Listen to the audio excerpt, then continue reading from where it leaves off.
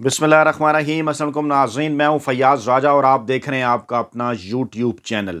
दोस्तों, गुज़श्ता चंद दिनों से ये बहस ज़ोर पकड़ गई है। ये सवाल इस्लामाबाद की राहदारियों में बड़ी तेज़ी के साथ गर्दिश कर रहा है कि नए आम इंतखाबात मौजूदा चीफ जस्टिस उमर अता बंदयाल कराएंगे या फिर आने वाले चीफ जस्टिस जस्टिस काजी फैज ईसा। ज़राए का क्यों ये दावा है कि इन दोनों के फैसलों की निस्बत GHQ का फैसला ज़्यादा अहमियत का हामिल और सिग्निफिकेंट होगा। इमरान खान को क्यों कर दोनों ही मामलात के अंदर डबल विक्ट्री होने जा रही है और दोनों सूरतों के अंदर कैसे PDM फंस चुकी है, इसकी तफसीलात आपके सामने रखेंगे। और अप्रैल में होंगे इंतखाबात या फिर अक्टूबर के अंदर जनरल आसिम मुनीर का फैसला अहम या मौजूदा चीफ जस्टिस उमर अता बंदयाल का। तफसीलात में जाने से पहले आपको यह बताना ज़रूरी कि चंद दिनों से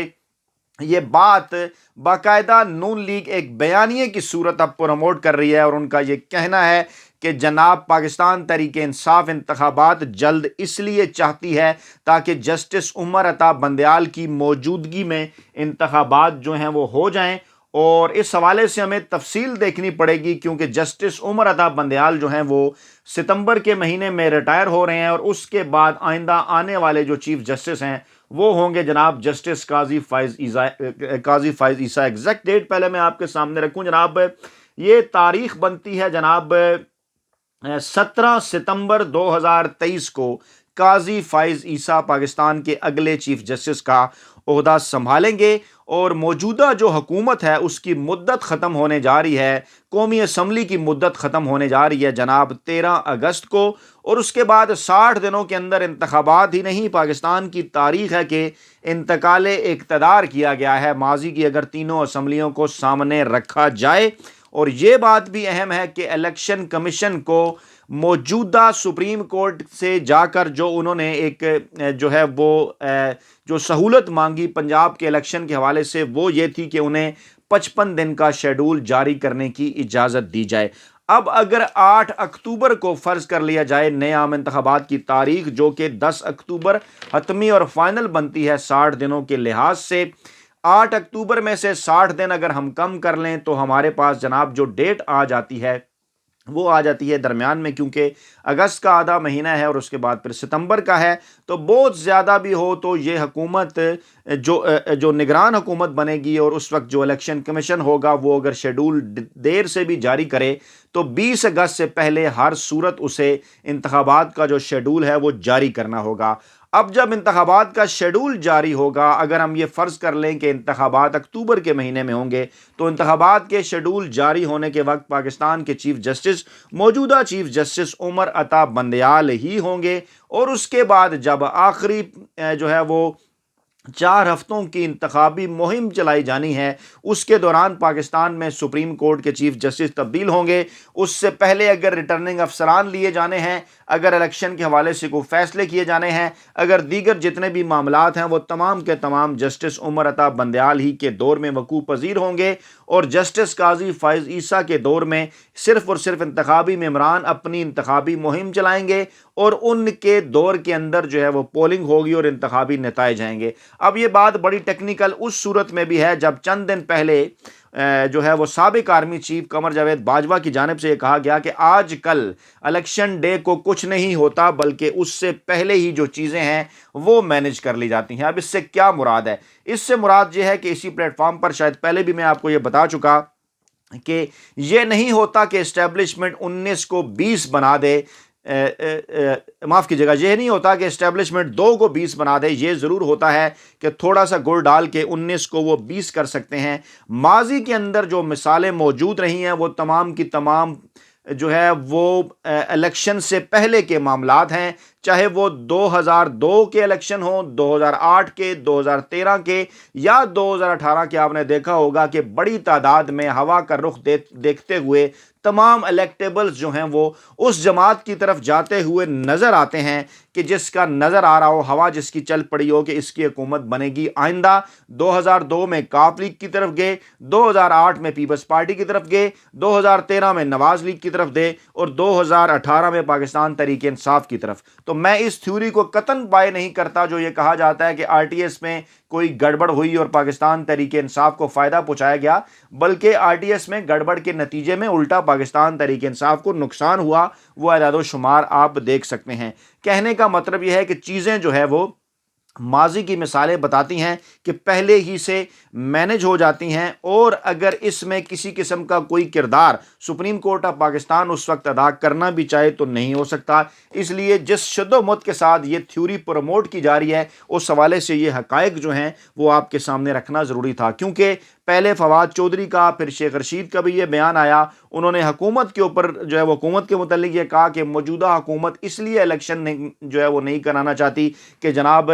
چیف جسٹس عمر عطا بندیال ہوں گے، اور الیکشن بعد میں اس لیے لے کے جانا چاہتے ہیں کہ جسٹس قاضی فائز عیسیٰ ہوں گے۔ اب ان تمام تر معاملات کو آگے بڑھانے سے پہلے جسٹس قاضی فائز عیسیٰ صاحب کی تاریخ کے اوپر،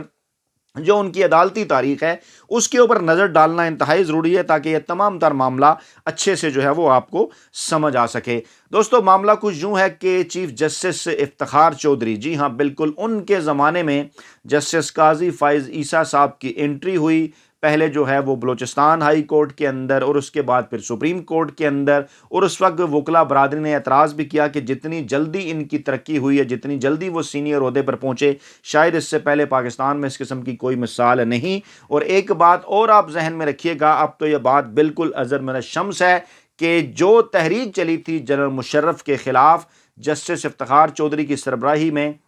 وہ اب واضح ہو چکا ہے کہ اس تحریک کے پیچھے پاکستانی اس وقت کی اسٹیبلشمنٹ تھی، سابق اس جو آرمی چیف تھے جنرل اشفاق پرویز کیانی تھے، کیونکہ وہ جو ہے وہ جنرل مشرف کی جگہ خود آنا چاہتے تھے۔ بدلے میں آپ کو یاد ہوگا کہ پیپلز پارٹی کی جانب سے ان کی مدت ملازمت میں توسیع بھی کی گئی۔ اب یہ کوئی بات ڈھکی چھپی جو ہے وہ نہیں ہے، اور اس وقت یہ تمام تر معاملات کے پیچھے جنگ جیو گروپ اور آئی ایس آئی اور نواز شریف، یہ تمام تر لوگ آپ کو اس وقت یہ نظر آتے رہے۔ 2008 کی تحریک کے دوران میں خود اس وقت جو ہے وہ جنگ جیو گروپ کا حصہ تھا، کئی ایسے معاملات تھے جو ہم نے آبزرو کیے، انشاءاللہ تعالیٰ کبھی کتاب اس کے اوپر لکھیں گے۔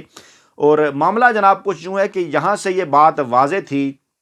کہ جسٹس افتخار چودھری جو تھے وہ ایک مخصوص لائن لے رہے تھے، بعد میں آنے کے بعد بھی نون لیگ کے حق میں اور پاکستان پیپلز پارٹی کے خلاف، اور اس کے بعد پھر مشہور زمانہ جو ایک میمو کیس ہوا، اس کی تفصیلات آپ کے سامنے رکھنا اس لیے بھی ضروری ہے کہ حامد میر اس کے اوپر بات کر چکے، آصف زرداری کا حوالہ دے چکے، اور اس وقت کے آرمی چیف کا حوالہ دے چکے کہ جناب معاف کیجیے، اس وقت کے آرمی چیف کے ساتھ ساتھ D G I S I کا بھی حوالہ دے چکے کہ جو فیصلہ وہ چاہتے تھے یوسف زا گیلانی کے خلاف میمو کیس کے اندر، جو فیصلہ افتخار چودھری چاہتے تھے، جو نواز شریف چاہتے تھے، جو اس وقت کی پاکستانی اسٹیبلشمنٹ چاہتی تھی، وہی فیصلہ جسٹس قاضی فائز عیسیٰ صاحب کی جانب سے دیا گیا۔ یعنی بتانا آپ کو یہ ہے کہ جسٹس قاضی فائز عیسیٰ صاحب نے جس فیصلے سے میمو کیس سے شہرت حاصل کی، مکمل طور پر وہ فیصلہ پاکستان پیپلز پارٹی کے خلاف تھا اور پاکستانی اسٹیبلشمنٹ کے حق میں تھا، اور بعد میں اس کے اوپر بڑی بات بھی ہوئی۔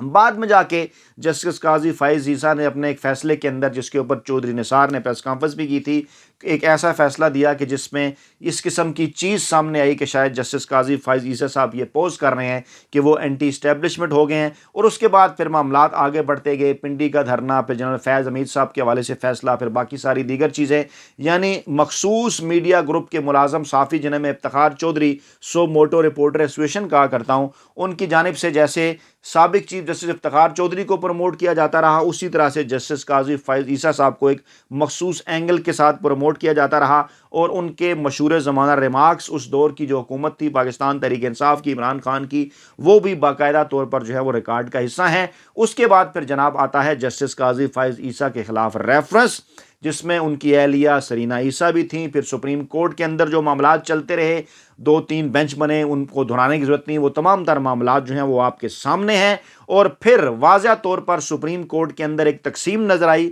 اور ابھی تک وہ سپریم کورٹ کی تقسیم برقرار ہے۔ ایک تو یہ ہوتا ہے جناب کہ مختلف کیسز کے اندر जजेस की मुख्तलिफ राय होती है, लेकिन आइन और कानून के मामले के ऊपर जब आइनी और कानूनी तोजियात भी मुख्तलिफ पेश की जाएँ, इंटरप्रिटेशन भी मुख्तलिफ हो जाए एक ही आइन और कानून के मुताबिक, तो फिर कुछ सवालात यकीनन उठते हैं और यही सवालात सुप्रीम कोर्ट के अंदर जो तकसीम है उसको मज़ीद गहरा करते हुए भी दिखाई देते हैं। अब यह है वो सूरत हाल कि जिस सूरत हाल के अंदर सुप्रीम कोर्ट ऑफ पाकिस्तान में कुछ जज साहिबान इस वक्त जस्टिस काजी फैज़ ईसा साहब के साथ अलाइन नज़र आते हैं और कुछ जज साहिबान जो है वो जस्टिस उमर अता बंदयाल साहब के साथ अलाइन नज़र आते हैं। जस्टिस उमर अता बंदयाल साहब मौजूदा चीफ जस्टिस हैं जो कि 16 सितंबर तक पाकिस्तान के चीफ जस्टिस रहेंगे, जबकि जस्टिस उमर अता बंदयाल जस्टिस काजी फैज़ ईसा मुस्तकबिल के चीफ जस्टिस हैं जो कि 17 सितंबर से अपना ओहदा संभालेंगे। लेकिन अब मामला एक बड़ा वाज़ेह है, क्योंकि नून लीगी ज़राए का ये कहना है कि हर तरह की नाकामी के बाद हैंडलर्स की मिन्नतें, इमरान खान की मिन्नतें,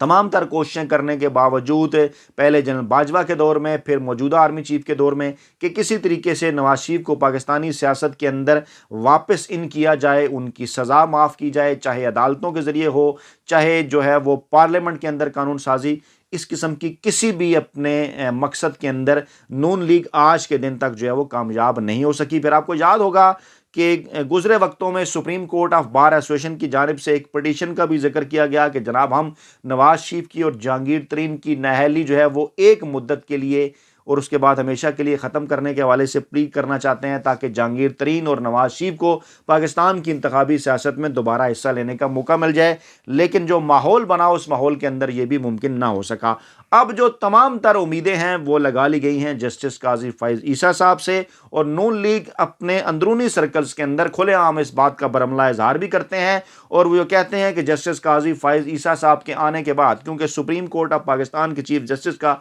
ये इख्तियार होता है कि वो आज खुद नोटिस भी लेते हैं,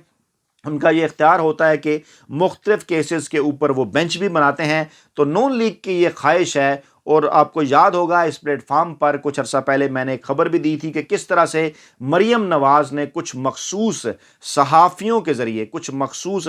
ज़रिए ऐसी इत्तलात आई थी, दावा किया था ज़राए की जानिब से कि उनका राबता हुआ है चीफ जस्टिस जो है वो मुस्तकबिल के चीफ जस्टिस काजी फैज़ ईसा साहब के हवाले से। फिर जस्टिस काजी फैज़ ईसा साहब के कुछ ख़त भी सामने आए जो कि उस वक्त उस हुकूमत के ख़िलाफ़ थे, और आज सोशल मीडिया के ऊपर लोग ये बात पूछते हुए नज़र भी आते हैं कि आइन और कानून की पासदारी के हवाले से बड़े बड़े दावे करने वाले मोहतरम जस्टिस काजी फैज़ ईसा साहब इस वक्त गुज़श्ता 11 माह के अंदर पाकिस्तान के आइन और कानून के साथ जिस किस्म का खिलवाड़ हो रहा है उसके ऊपर उनकी जो खामोशी है वो जो है वो समझ से बालातर है। ना उनका किसी किस्म का कोई ख़त सामने आता है, ना ही किसी किस्म के केस के अंदर उनके कोई रिमार्क सामने आते हैं। तो ये तमाम तर चीज़ें इस बात को मज़ीद तक़वियत देती हैं कि जो एक बात की जाती है उनकी अलाइनमेंट की, कुछ मखसूस जजेस की जो है वो नून लीग के साथ या इस वक्त जो पाकिस्तानी इस्टेब्लिशमेंट है उनके साथ, इसमें कोई ना कोई बात तो ज़रूर है, ज़रा इस बात का दावा करते हुए नज़र आते हैं। अब इस माहौल के अंदर इस किस्म की एक्सपेक्टेशन रखना कि अगले इलेक्शन जब होंगे जो है वो अक्टूबर के महीने के अंदर, और उससे पहले जस्टिस काजी फैज़ ईसा कोई ऐसा जो है वो बेंच बनाएंगे जिसके ज़रिए नवाज शरीफ को रिलीफ मिलेगा, तो ये मुमकिन इसलिए नज़र नहीं आता कि जब जस्टिस काजी फैज़ ईसा साहब चीफ जस्टिस ऑफ पाकिस्तान का ओहदा संभालेंगे तो आइन और कानून के तहत उस वक्त तक तो ना सिर्फ मौजूदा हुकूमत ख़त्म हो चुकी होगी, इलेक्शन का शेड्यूल आ चुका होगा, बल्कि मामला तो उम्मीदवारों की इंतखाबी मुहिम तक जा पहुंचेगा। तो ये कैसे मुमकिन है? तो इसके अंदर फिर एक चीज़ और कि जिसकी जानिब इमरान खान भी अब इशारा करते हुए नज़र आ रहे हैं, फवाद चौधरी ने भी बात की, असद उमर ने भी, और पहले मौलाना फजल रहमान इस हवाले से अवाम तक एक तजवीज़ भी अपनी पहुँचा चुके हैं मीठी गोलियों की सूरत। और वो बात क्या है जिसकी तरफ इमरान खान ने कल भी इशारा किया कि इस बात की क्या गारंटी है कि ये हुकूमत अक्टूबर में जाकर ये ना कह दे कि जनाब अब भी हालात ख़राब हैं, अब भी पैसे नहीं हैं, अब भी दहशत गर्दी है। तो ये है मामला बड़ा टेक्निकल, बड़ा इंपॉर्टेंट, क्योंकि इसका यह मतलब है कि हुकूमत किसी न किसी तरीके से ये बात सोच रही है कि उसके बाद जब वो इन मामलात को लेकर जाएंगे इंतखाबात को आगे बढ़ाने के, अक्टूबर में भी वो अगर नहीं कराएंगे तो दो फवायद کے متعلق وہ سوچ رہے ہیں۔ ایک فائدہ تو یہ کہ وقت مل جائے نواز شریف کے حوالے سے سپریم کورٹ سے کسی قسم کا کوئی ریلیف کا، اور دوسرا کیوں جب وہ ریلیف حاصل کرنے کے لیے جائیں انتخابات کو آگے بڑھانے کے لیے، ریلیف تو اسے نہیں کہا جائے گا، غیر آئینی اور غیر قانونی طور پر جب معاملات کو آگے بڑھانے کے لیے الیکشن کے لے کر جائیں تو وہاں پر چیف جسٹس عمر عطا بندیال نہ ہوں بلکہ جسٹس قاضی فائز عیسیٰ ہوں۔ لیکن ایک صحافی کے طور پر کم از کم میں جو ہے وہ جسٹس قاضی فائز عیسیٰ صاحب سے اس قسم کی کوئی غیر آئینی اور کوئی غیر قانونی فیصلہ کم از کم میں ایکسپیکٹ نہیں کر سکتا کہ وہ پاکستان میں الیکشن کی تاخیر کے حوالے سے کسی قسم کا کوئی کردار ادا کریں، یا نواز شریف کی غیر آئینی اور غیر قانونی طور پر واپسی کے حوالے سے کسی قسم کا کوئی کردار جو ہے وہ ادا کریں۔ اس لیے موجودہ ہفتہ جو آج سے شروع ہو رہا ہے اور سپریم کورٹ آف پاکستان کے اوپر بڑی بھاری ذمہ داریاں ہیں پنجاب اور خیبر پختونخوا کے الیکشن ان ٹائم کرانے کے لیے، اور اگر یہ انتخابات سپریم کورٹ کے فیصلے کی روشنی میں بر وقت ہو جاتے ہیں تو اس کے بعد تمام تر جتنی بھی یہ جو سازشی تھیوریاں ہیں انتخابات کو ڈیلے کرنے کے حوالے سے، یہ خود ہی مر جائیں گی اور دم توڑ دیں گی۔ اپنا بہت خیال رکھیے گا، دعاؤں میں یاد رکھیے گا۔ نئی ویڈیو کے ساتھ جلد حاضر ہوں گے۔ اللہ نگہبان۔